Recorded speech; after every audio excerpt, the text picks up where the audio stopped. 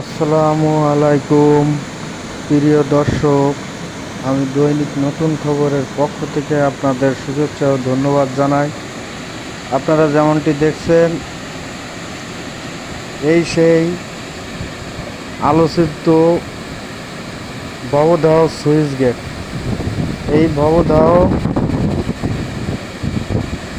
27 বিলের সমস্যার সমাধানের স্থান।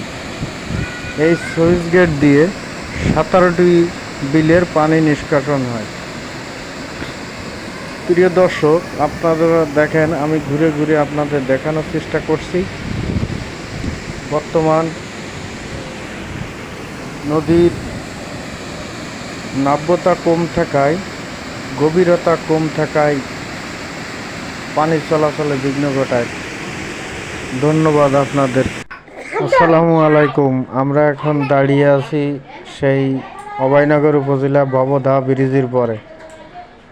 ধন্যবাদ।